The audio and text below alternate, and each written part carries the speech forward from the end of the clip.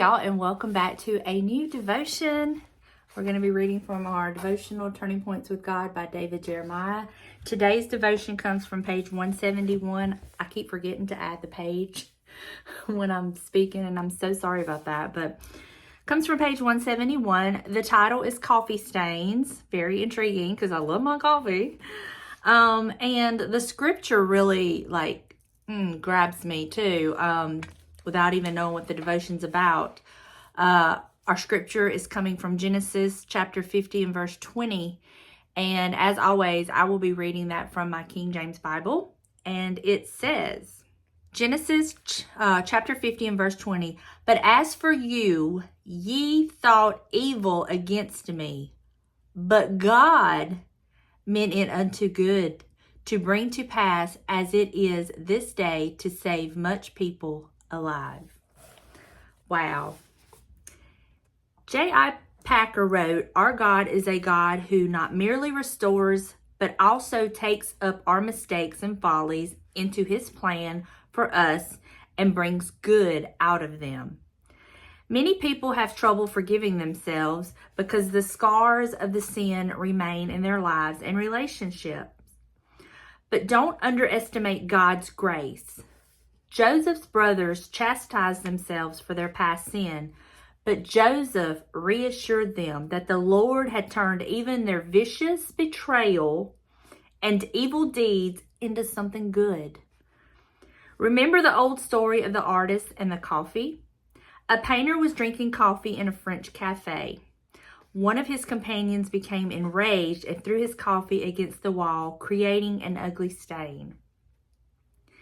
Taking his paints, the artist created a beautiful mural that incorporated the stains into the scene. It's true that sin leaves stains on the walls of our lives, but when we love God, even these things can be worked together for good in his glorious plan. Only the Lord can turn our spiritual scars into trophies of his grace. If you've been forgiven by him, you can learn to forgive yourself and to thank him for turning your spiritual scars into something good.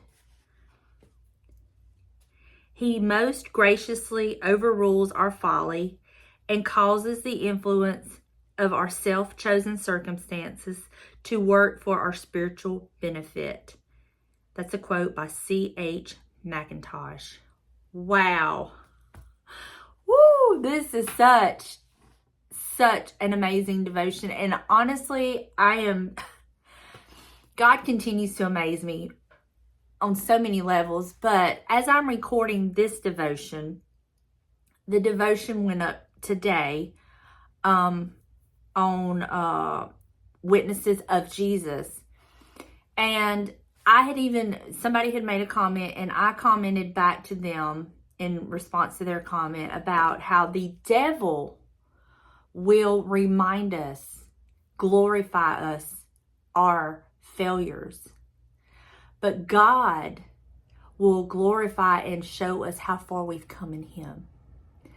And this, again, is just one of those confirmations that the Lord is giving me that I so desperately need right now, to confirm that the devil wants to remind you of everything you've ever done wrong in your life.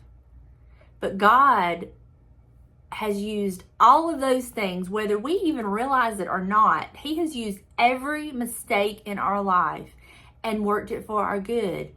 Be it he took a situation that you created and it was just disastrous and he worked it all out and made it work out in your favor, or he's taken, in my case, the lifestyle, the sin that I was in, and he has given me a testimony to share, to show others just what God can do. He took all that mess and has given me a message. Because let me tell you, y'all see the me today.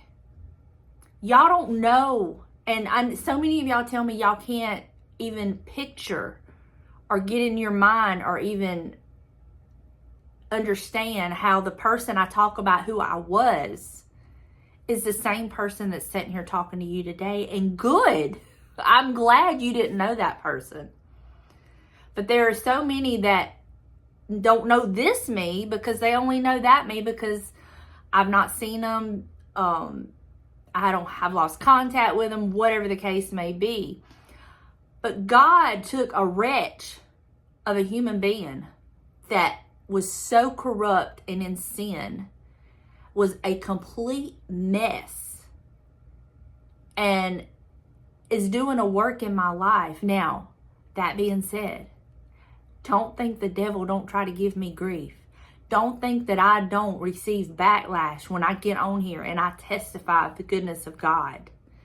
And I tell you just how far I've come. The change God has made in me. Old Slewfoot is listening. He hears everything we say. And a lot of times we give him the ammunition he needs in order to get to us. I've learned that. It was brought to my attention about that. Everything that the devil puts on us, a lot of times we've given him the weapon to use against us by speaking it. And I really try to, be careful what I speak. Be careful what I put out there. Remind myself of the life and death is in the tongue. There's power in our words. I'm living proof of that. My mother, I told you on the last devotion, my mother would speak over me. You're going to be a vessel of honor. You're going to be a vessel of honor. You're going to be a vessel of honor. And I was nowhere living the life of a vessel of honor, but she kept speaking that over me.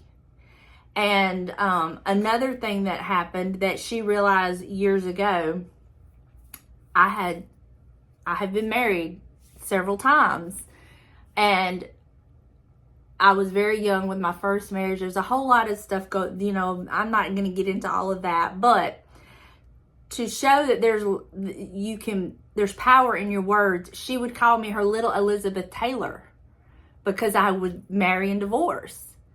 It was not the lifestyle I chose, but we realize now she was speaking that over me. There was that was being put out in the air for the devil to use.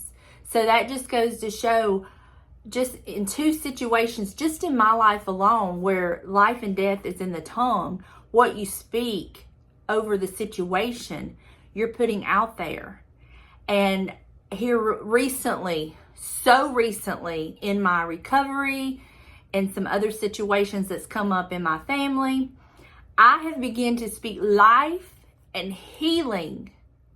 I've been putting that out. That's been going out into the air instead of defeat and worry and stress and anxiety and uncertainty and this and that. I have been speaking life into situations. I've been speaking healing into situations. I've been speaking and thanking God for as if it is already done. As if he has already fixed it, solved it, taken care of it. And you know what? It has made such a difference in how I feel and in the situations. It's just a matter of changing our thought process and not letting the devil have that control and that authority over us. Who is he? Who does he think he is? No, sir. I've been forgiven by the main one that went to the cross for my sins. He's forgiven me.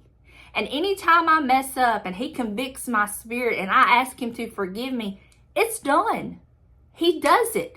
So who is he, the devil, think he is, that he has the right to even speak to me? Are you? We are royalty. He is nothing. Who does he think he is?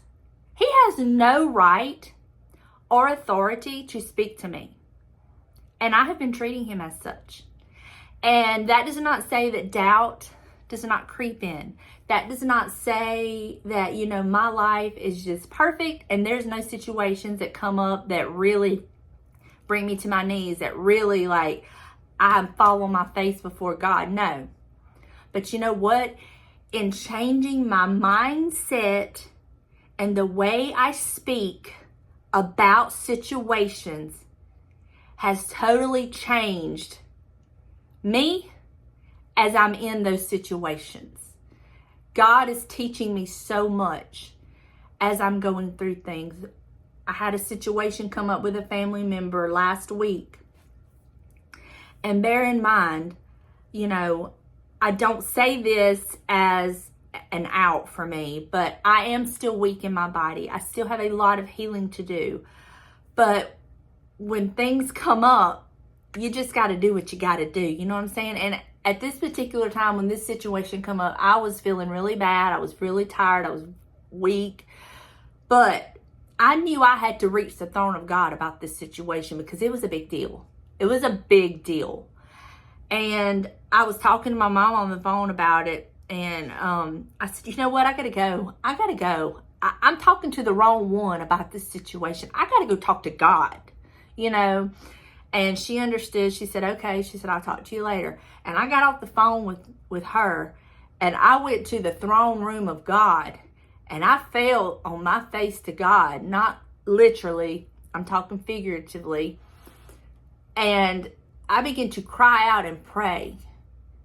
And give it all to Him. And then I called this person with what the Lord had given me. And I told them what He had given me for them. And they called me back and they were on their way to try to handle the situation. And I was telling them what the Lord was telling me to tell them. And they called me back and said, well, it's going to be a few days before we get to see the person we need to see about what's going on. And I said, okay. That gives God time to work. God don't always work on our timeline. Sometimes He makes us wait to teach us faith, patience, and to show us. Just because we're in a panic right now does not mean it's got to be done. And He is not always an instant God. Sometimes He does that. Sometimes He instantly moves for us and fixes things. And sometimes we don't understand. And I reminded this person, I said, He's always on time. And if you don't believe it, talk to Lazarus. Because they said God was late. He was 4 days late. Lazarus was already starting to decompose. And then Jesus showed up. And we know how that story goes. So I, again, encouraged this person. And I said, I know what I know. And I don't know how. And I don't know when. But I do know God is going to work all of this out for your favor. In your favor. God is going to work the situation out for your good. That's the kind of God He is. And so we waited. And I got up the next morning and it was still on my mind. And instead of, oh Lord, please God, would you move? I didn't do any of that. I'm changing my mindset. I'm changing the way I'm speaking about some things. And I said, Lord, thank you for moving in this situation. Thank you for working it for their good and in your time. I give you praise and I give you glory. I don't know how and I don't know when, but I don't have to. I know that you are working it all out for their good. And that was all I said. A few days later, actually yesterday, I get a text from this person who said they were ugly crying at work because God fixed it all for their good. It worked out in their good, in their favor, every bit of it. And all I could do was rejoice. All I could do was rejoice because I knew. So I say all of that to say this. Change the way you start to speak. Change the way you think about situations you're in. We serve a God of impossibilities. Okay? He's not limited to the things that we can do. He knows no limits. He is the God of impossibilities. And He can take what they meant for our bad, for evil against us, and work it all out for our good. I'm living proof of it. I've seen it time and time and time again. And I reminded God as I was in prayer of some things that He did that was impossible. Man couldn't do it, but He did. And I reminded this person, I said, the God we serve, The God we live for, the God that we worship, knows no limitations. He is the God of impossibilities. Start speaking life, faith into your situation that looks dead and impossible. Because for us it is. For him it is not. What others take and want to work against us, harm us, hurt us, discourage us, God can take those same things, turn it all around, twist it, and work it all in our favor. But we have to have faith. We have to speak life. We have to pray.